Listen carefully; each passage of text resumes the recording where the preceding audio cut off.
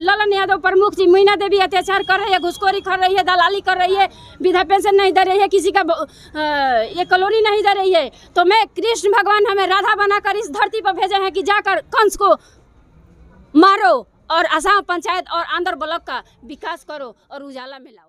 आप अपने सच्चाई, ईमानदारी, तन मन और धन से अगर हमारे साथ काम करती हैं, आसाम पंचायत में काम करती है, आंध्र प्रखंड पे काम करती हैं, तो हम आपको विधायक का भी दर्जा देंगे, हम आपको सांसद का भी दर्जा देंगे, हम MP भी बनाएंगे। ये मेरा वादा है और ये आइलैंड भी है।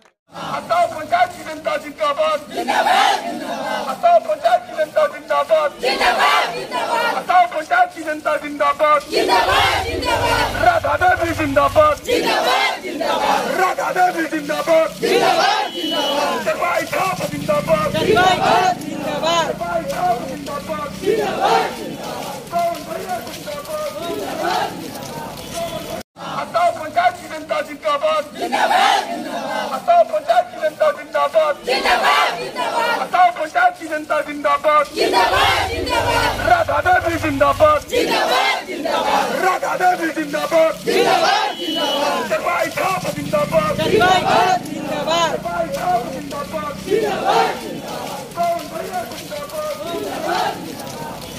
नमस्कार, मेरा नाम है शशिकांत और आप देख रहे हैं ABC न्यूज़ हिंदी। त्रिस्तरीय पंचायत चुनाव के 5वें चरण का चुनाव प्रचार का अंतिम दिन है। ऐसे में सभी प्रत्याशी जो हैं अपने अंतिम दांव पेच को लेकर जनता के बीच जा रहे हैं और अपने अपने पक्ष में वोट करने की बात कर रहे हैं तथा कुछ प्रत्याशियों द्वारा तरह तरह का प्रलोभन भी दिया जा रहा है। पीछे कैमरे के माध्यम से आप देख रहे हैं कि आंध्र प्रखंड क्षेत्र के आसाम क्षेत्र संख्या 10 के भावी BDC प्रत्याशी राधा देवी अपने सैकड़ों समर्थकों के साथ जनसंपर्क कर रही हैं, जनता के बीच जा रही हैं। इनसे बातचीत करने की कोशिश करेंगे कि आखिर चुनाव प्रचार के अंतिम दिन में जाकर जनता से क्या कुछ अपने पक्ष में वोट करने की बात कर रही है। सबसे पहले हम BDC प्रतिनिधि पवन कुमार से बात कर लेते हैं कि चुनाव प्रचार का अंतिम दिन आज आप जनता के बीच में जा रहे हैं, क्या कुछ जनता से कह रहे हैं?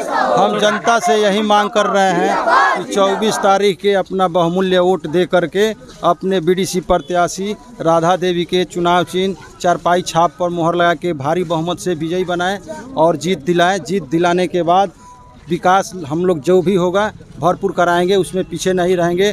जितना भी घूसखोरी है सब कुछ ख़त्म करेंगे। आंगनबाड़ी से लेकर के जो घूस ले रहे हैं प्रमुख जी, डीलर से घूस ले रहे हैं प्रमुख जी, स्कूल बनवाने में घूस ले रहे हैं प्रमुख जी, रोड बनवाने में घूस ले रहे हैं प्रमुख जी, ये हमारा प्राथमिकता है। इस सब को हम जड़ से मिटा के छोड़ेंगे। चलिए, भाकपा माले वाले कहता है कि हम लोग घूसखोरी के खिलाफ रहता है, आप कह रहे हैं कि सब चीज़ें में घूस ले रहा है। चुनाव जीतने के पहले वो लोग घूसखोरी के खिलाफ लड़ते हैं, चुनाव जीत जाने के बाद घूसखोरी उन लोगों का कारोबार हो जाता है। चलिए, अंतिम दिन का चुनाव प्रचार है, जनता के बीच जा रहे हैं, जनता से क्या अपील करना चाहेंगे? जनता से यही हाथ जोड़ के अपील करेंगे कि अपना बहुमूल्य वोट दे करके हमको विजयी बनाएं, राधा देवी को जीत दिलाएं। हम लोग जब प्रमुख बन के आएंगे चौतरफा विकास कराएंगे। चलिए, हम बात करने की कोशिश करेंगे आसाम क्षेत्र संख्या 10 के भावी BDC प्रत्याशी राधा देवी के से बात करेंगे कि आखिर किन कारणों के वश एक घर में रहने वाली औरत अचानक जनता के बीच आ जा रही है और चुनाव अपने लड़ रही है और अपने पक्ष में वोट करने की बात कर रही है। तो राधा देवी से बात होगा कि आखिर क्यों अचानक घर में रहने वाली एक औरत जनता के बीच आ जा रही है और चुनाव लड़ती है और अपने पक्ष में लोगों से वोट करने का अपील भी करती हैं। सर, पहले मैं आपको धन्यवाद करती हूँ आपके चैनल के माध्यम से, और मैं अपने चैनल के माध्यम से अपने आसाम पंचायत के सभी गार्जियन को, भाइयों को और अपने साथियों को, माताओं को एवं बहनों को, सभी को मैं सर झुकाकर प्रणाम करती हूँ। सर मेरा नाम राधा देवी है और मेरा चुनाव चिन्ह चारपाई छाप है और क्रमांक 2 पे है। आखिर कौन से ऐसी कारण आप पड़ती है कि घर में रहने वाली एक औरत अचानक जनता के बीच आ जाती है और चुनाव लड़ने की बात करने लगती है और लोगों से अपने पक्ष में वोट भी मांगती है?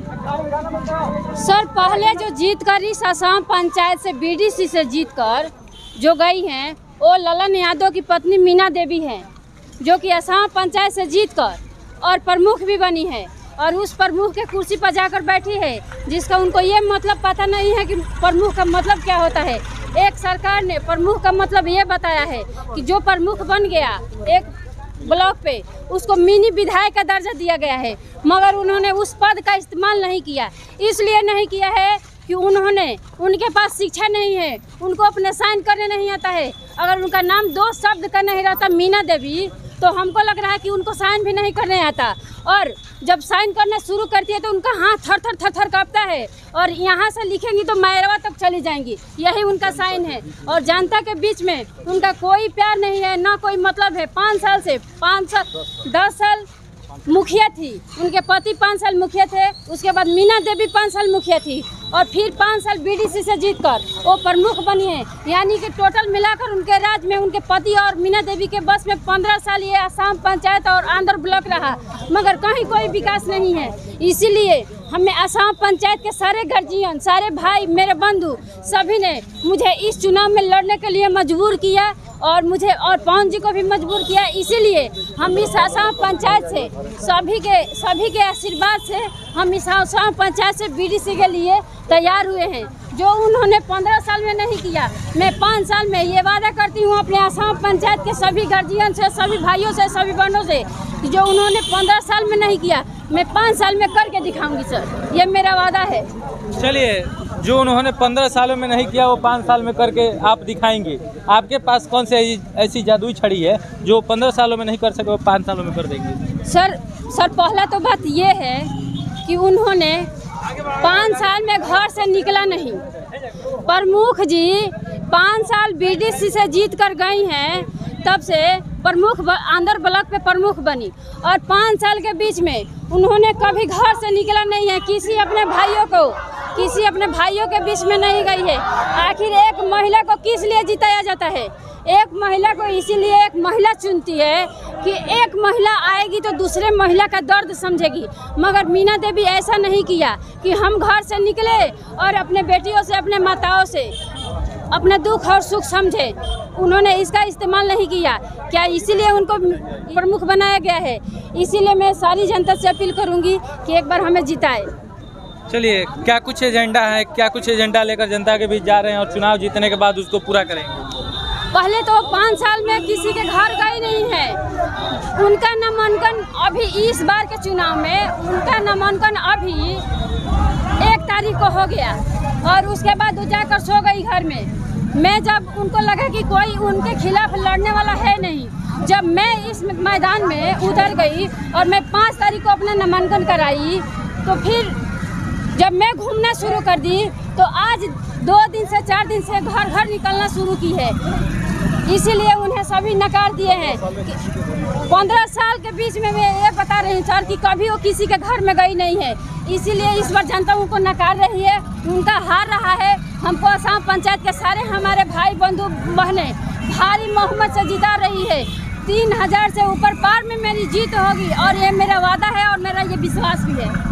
चलिए, एक बात और देखा जाए तो महिलाओं को चुनाव जीतने के बाद बंद कमरे में रखा जाता है, उनको घर से बाहर नहीं निकाला जाता है। क्या लग रहा है कि आप चुनाव जीतेंगी तो पहुंच जी आपको जनता के बीच रखेंगे कि आपको एक साथ भी वैसा ही बर्ताव किया जाएगा? हम बिल्कुल अपने माताओं के पास, अपने बहनों के पास और अपने बेटियों के पास मैदान में खड़े रहेंगे, कदम से कदम मिलाकर चलेंगे सर, ये मेरा वादा है।